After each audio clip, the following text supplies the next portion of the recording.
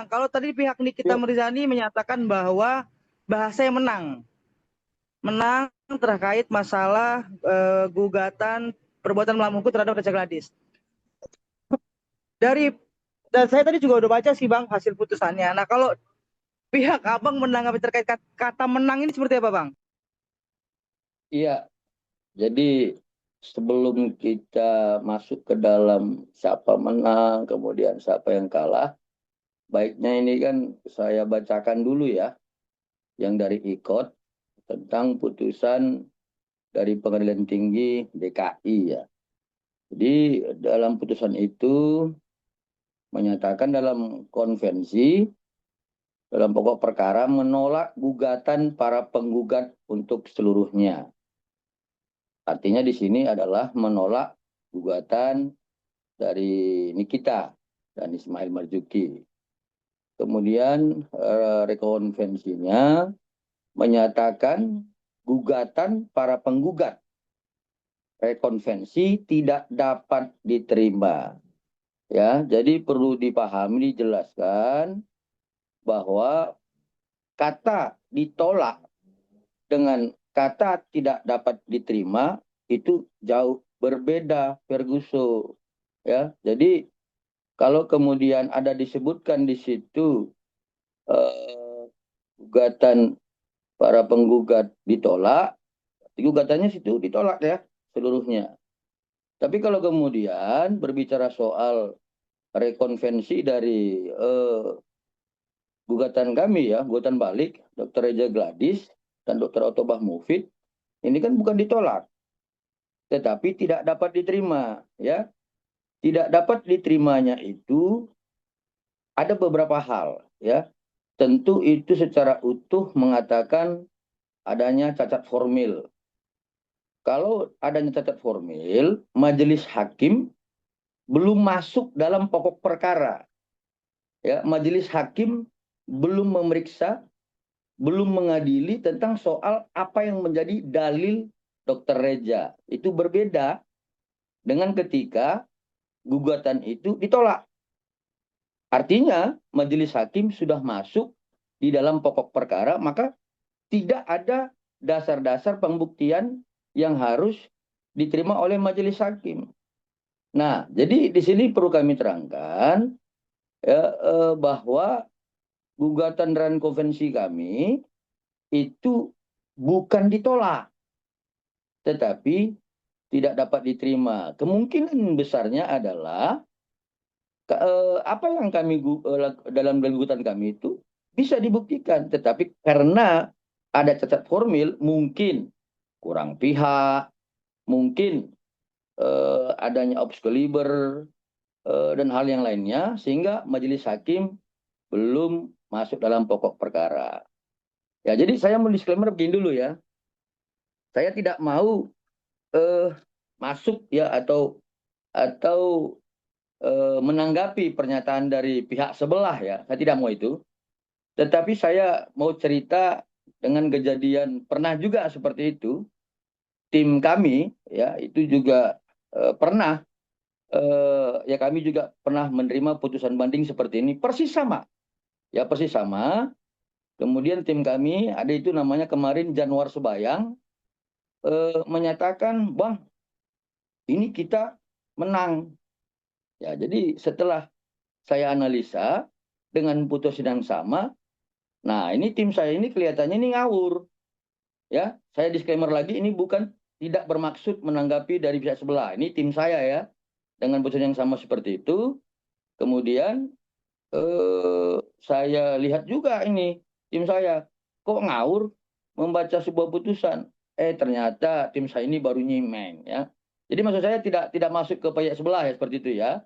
Tapi yang pasti bahwa terhadap putusan banding itu, gugatan rekonvensi kami bukan ditolak, tetapi tidak dapat diterima. Artinya kebenaran material itu masih bisa dapat dikatakan benar, hanya soal cacat formil saja. Tetapi gugatan kita jelas itu ditolak dalam yang kami ketahui dalam IKOT ya. Tadi baru dikirim dari tim Jakarta. Seperti itu jawabannya. Oke, Bang. Berarti pertama, klaim kata menang itu sudah dipastikan salah ya, Bang. Itu yang pertama. Yang kedua, apakah ini berhubungan dengan diklaimnya menang ini akan berhubungan dengan PK-nya sendiri, Bang? Dinyatakan tidak terbukti lah menjadi perdata seperti itu, Bang. Baik. Jadi sebagai tambahan ya, kalau dikatakan menang, saya juga bingung ini buku hukumnya, kuliah hukumnya di mana gitu. Soalnya selain tadi saya sampaikan bahwa gugatan konvensi kami itu bukan ditolak ya. Satu hal penting lagi adalah tentang disebutkan di sini dalam konvensi dan konvensi menghukum para pembanding semula para tergugat. Maksudnya Nikita dan Ismail untuk membayar biaya perkara dalam kedua tingkat peradilan. Yang dalam tingkat banding ditetapkan sejumlah Rp150.000.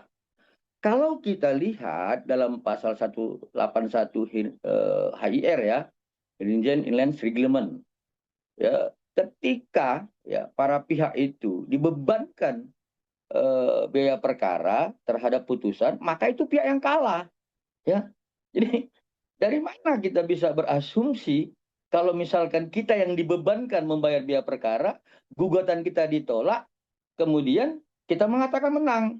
Makanya saya bingung kuliah hukumnya di mana, saya nggak tahu, itu pertama.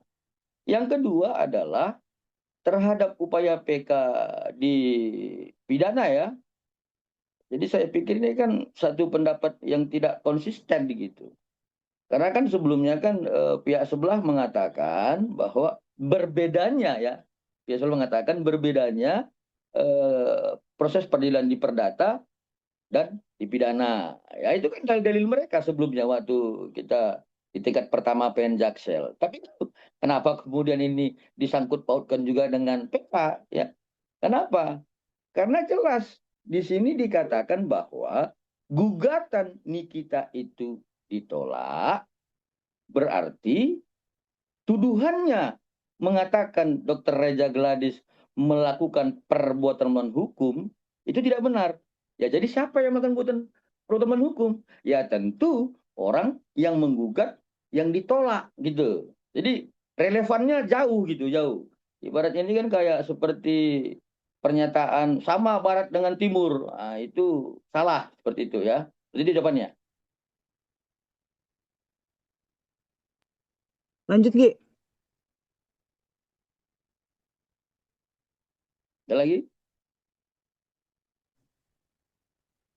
Bang, berarti kalau sudah diputuskan seperti ini, baik dari pihak Nikita Mirzani tidak memenangkan gugatannya, maupun dengan Reza Gladys yang juga tidak memenangkan gugatannya ya, Bang?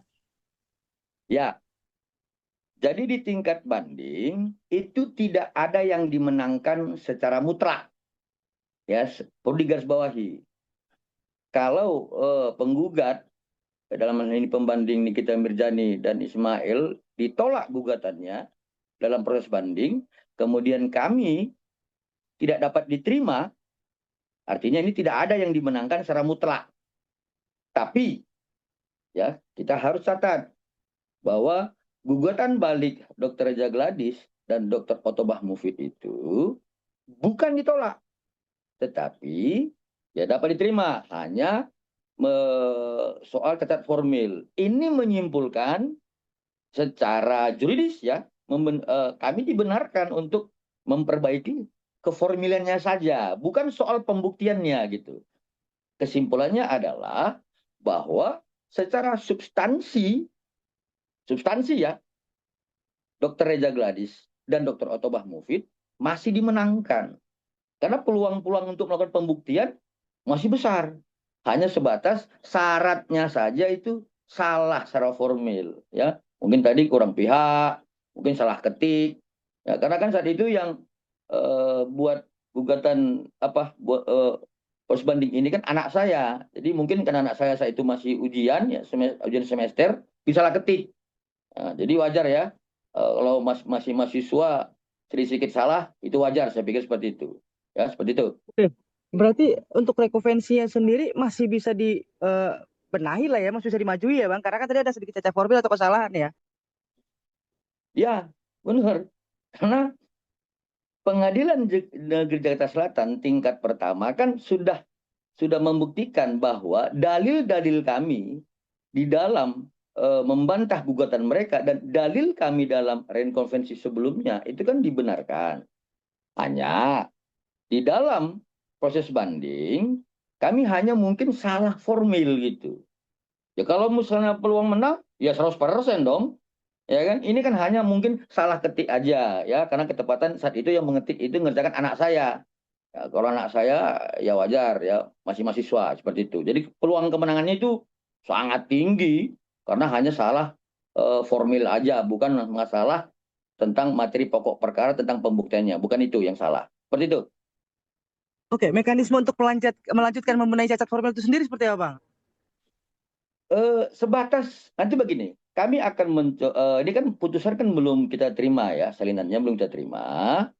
Tentu nanti kalau mekanisme dan seperti apa memperbaikinya, kami akan melihat dulu pertimbangan-pertimbangan dari majelis hakim tingkat banding, kan begitu.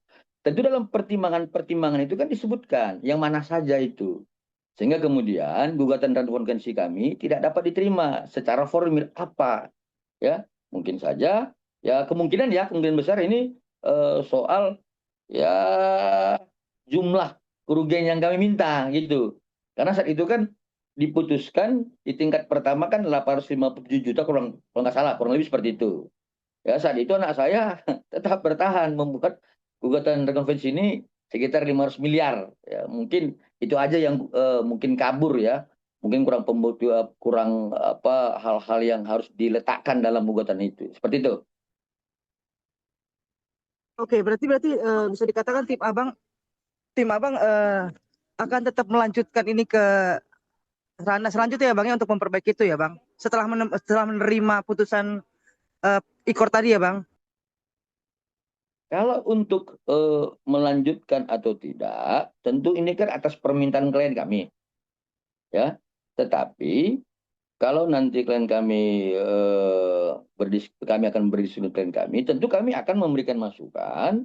Ya ini kita harus lanjutkan karena hanya sebatas memperbaiki cacat formilnya aja gitu, bukan memperbaiki soal pembuktian ya atau menambah pembuktian lain, bukan seperti itu. Hanya ada hal-hal yang harus diulang cara pengetikan, cara penambahan dalilnya agar keformilannya itu sempurna dan dapat diterima.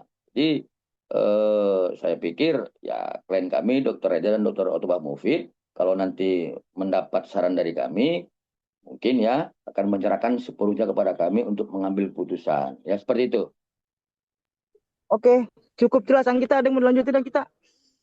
Aku mau nanya dong, sejauh ini responnya Dr. Reza Gladys sama Dr. Otobah Mufid kayak gimana Bang dengan adanya kabar ini? Ya tadi pada saat saya masih di sidang ya pengadilan negeri di Sumut ya, kita sempat komunikasi dengan Dr. Reza Gladys.